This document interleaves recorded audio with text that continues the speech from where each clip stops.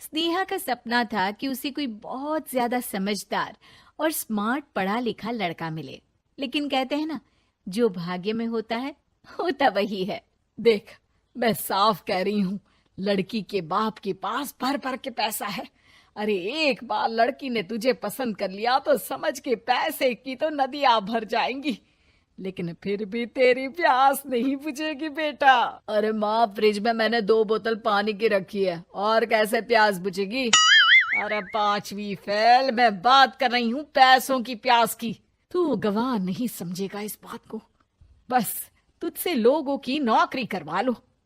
वो क्या है ना आशीष की माँ, वो सीधा है, और जिसे तू लोगों की नौकरी बोल रही है ना, वो आशीष का प्यार है अपने लोगों के लिए, जिनसे वो प्यार करता है या जिनसे जुड़ा हुआ है वो।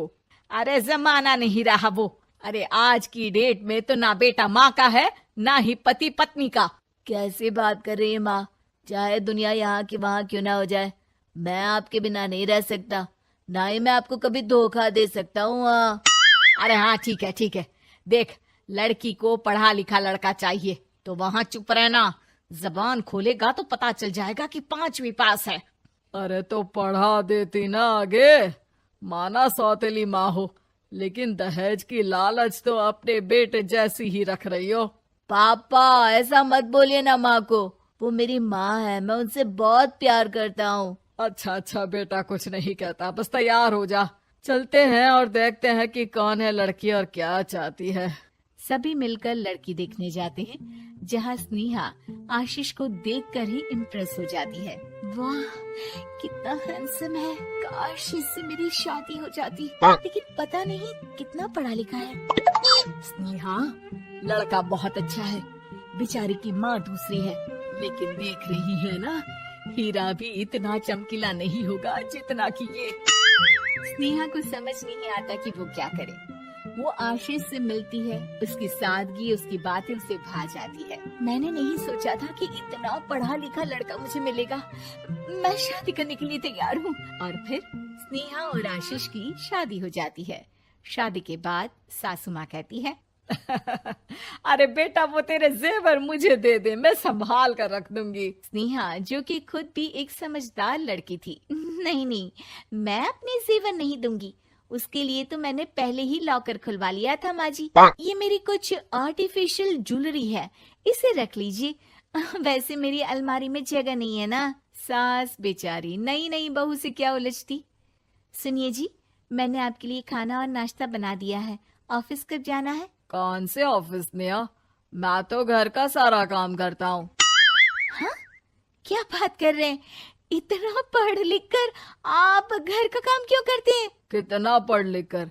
मैंने तो सिर्फ 5वीं तक पढ़ाई की है। तभी वहाँ सास आ जाती है। अरे 5वीं तक भी पढ़ लिया तो समझो मेरी कृपा से, वरना तो जो इसके लक्षण थे ना, क्या बताना। अच्छा आशीष, जरा बाहर जा और भाग कर टूथपेस्ट लेकर आ।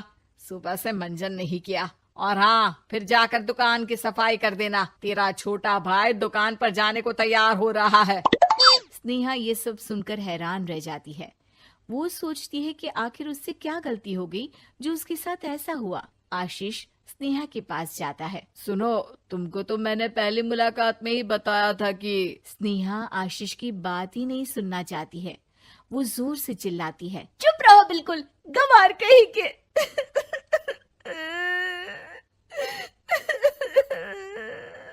कितना बड़ा धोखा हो गया मेरे साथ, अब मैं इस घर में नहीं रह सकती।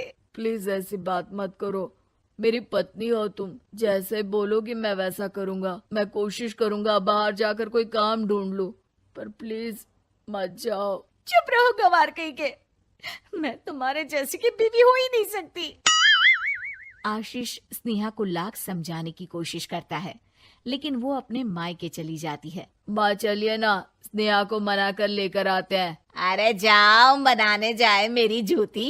इतना घमंड, जैसे कलेक्टर हो कहीं की महारानी। अरे मैं तो तुझे कहूंगी कि तू भी भूल जा, हमने नहीं भगाया, खुद ही तो गई है। माँ वो बीवी है मेरी, मैं प्यार करता हूँ उससे, मैं जा रहा हूँ उसे लेने। वहीं स्नेहा के घर पर, माँ वो तो कुछ काम ही नहीं करता, घर का नौकर है, 5वीं पास।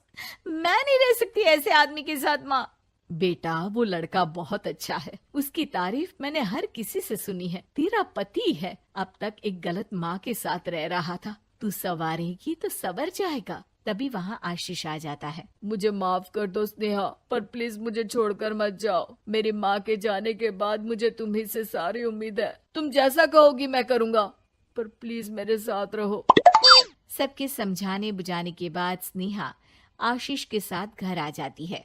आ गई महारानी, अब आई हो और सच्चाई भी पता चल गई है, तो थोड़ा तमीज से पति के साथ घर देख, रसोई संभाल और हम सबकी सेवा कर। देखो, मैं अब इस घर में बंटवारा चाहती हूँ। जो मेरे पति का हिस्सा है वो उसे मिले और वो आज से कोई काम नहीं करेंगे। हिस्सा ले लो, लेकिन कमाओगे क्या, खाओगे क्या, धूल मिट्टी? अरे तेरा पति किसी काम का नहीं है, वो तो मेरा बेटा कमा रहा है तो 2 रोटी मिल जाती है इसे। तभी वहाँ स्नेहा के ससुर आ जाते हैं। मैंने एक बंद फैक्ट्री को पहले ही आशीष के नाम कर दिया है और घर के 2 तल्ले में 1 तल्ला ले लो। मैं तो आशीष के पास रहूंगा, वकील थोड़ी देर में आता ही होगा। अरे जाओ जाओ, 2 दिन में भूख से तड़प कर सब वापस आ जाओगे। बढ़िया आई बहू बेटे वाली। फिर क्या था, स्नेहा आशीष के साथ मिलकर बंद फैक्ट्री को खोलती है और मन लगाकर काम करती है। दोनों की मेहनत रंग लाती है और आशीष अपनी मेहनत से एक सफल बिजनेसमैन बन जाता है। लेकिन एक दिन, अरे बहू बेटा आशीष, मुझे माफ कर दो, मैं भी अब तुम लोगों के साथ रहना चाहती हूँ। इस कमबख्त ने तो दुकान का बेड़ा गर्क कर दिया। वो तो आशीष था जो सारा दुकान का काम संभालता था। बेटा हमारे पास तो अब खाने को भी नहीं बचा। माँ जी, इसे कर्म के फल कहते हैं। खैर, खाना है तो आपको और आपके बेटे को काम करना पड़ेगा, समझी? हे भगवान, अब ये दिन आ गए हैं कि बहू के साथ रहने के लिए मुझे काम करना पड़ेगा। बेटा आशीष, तू ही समझाना अपनी बीवी को। पता है ना मैंने तुझे कितने प्यार से पाला है। हाँ माँ, वो तो ऐसे ही बोल रही है आपको। अरे घर में कामकाज के लिए बहुत सारे नौकर चाकर है, आप आराम से रहिए माँ। स्नेहा आशीष का अच्छा और सरल सच्चा व्यवहार देखकर मन ही मन सोचती है, मेरा पति गवार ही सही, लेकिन दुनिया का सबसे अच्छा इंसान है।